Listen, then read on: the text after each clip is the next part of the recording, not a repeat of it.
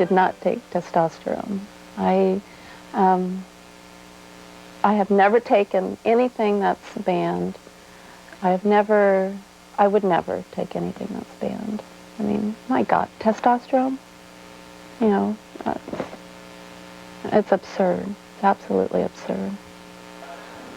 This Kafkaesque saga continues to take bizarre twists and turns. Slaney has been suspended first by the IAAF and then by USA Track and Field. But then her legal advisor received a letter stating that USA Track and Field has not taken a position that Slaney's disputed test resulted from her ingesting testosterone. It makes me feel like this is no longer the issue of whether I've done something wrong or not, because I think even to them now it's becoming quite clear that I haven't done anything wrong.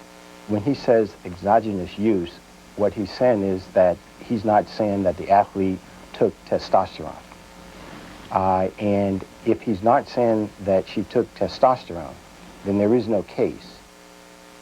In the midst of this confusion, the IAAF threatened to suspend athletes who competed against Slaney. Her only recourse to compete would be through the courts. I mean, that's not what track and field is to me. Going to compete with the suspicion of drug use, the fact that you're there and you have a court order to be there. I mean, that's not what it is. She's an innocent athlete who has been denied towards the end of her career when she's running very well. She's been denied an opportunity to represent her country. And I think that's very sad.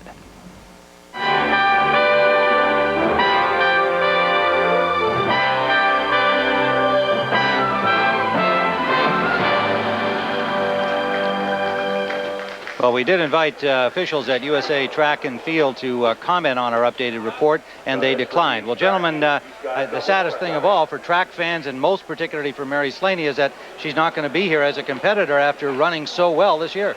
Well, Tim, that really is the tragedy, because above all else, Mary Slaney is a competitor. That's what she's always been since she came on the world scene in 1973. Whatever the facts, whatever the equities of this case, the worst thing of all is that she's not here competing. Dwight, I know you have strong feelings about this situation. I have extremely strong feelings. I think that this system always errs on the side of itself, never on the side of the athlete. And in the twilight of her career, when she is running well, that she has to endure this type of a situation, breach the confidentiality that was breached. The entire system broke down. The system has to be fixed. The athletes have to have the opportunity to compete when there is suspicion that the system may be broken. Well, and the system could certainly do things in a much more timely fashion than they have in this case.